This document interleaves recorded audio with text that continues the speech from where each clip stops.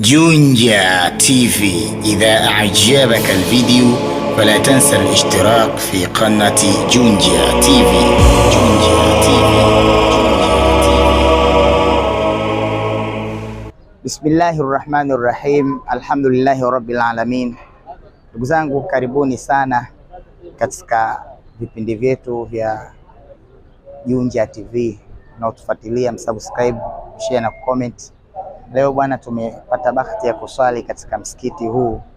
Hapa ni Mji Mwema, msikiti mkubwa, msikiti kwa barabarani, na Allah aliwafikisha kwamba mimi ndo nilikuwa khatibu na nikaizungumza hasadi. Ndugu zangu katika imani, Tanzania ni nchi yenye amani, lakini zipo nchi ambazo zina hasadi na Tanzania kwa muono finyu ambao unagusa masala ya kiamani na imani.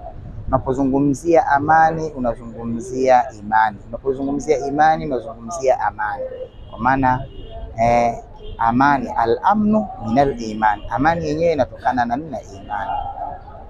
Tusipoteze hii, tusiingie katika hasadi tukachukiana sisi wenyewe kwa wenyewe tukapoteza amani, ikafika hatua hata hutuba miskini hazifanyiki, hata mambo mazuri, harakati za Kiislamu haziendelei kwa sababu ya kuvunjika amani. Tulisema kwamba hasadi inaanza na kitu kidogo kinachotokana ambacho kinapatikana katika moyo, al-hiqdu.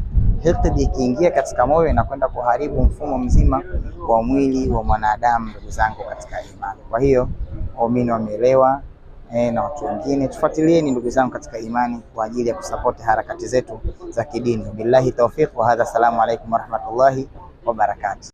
جونجا تيفي. إذا أعجبك الفيديو فلا تنسى الاشتراك في قناة جونجا تيفي. جونجا تيفي.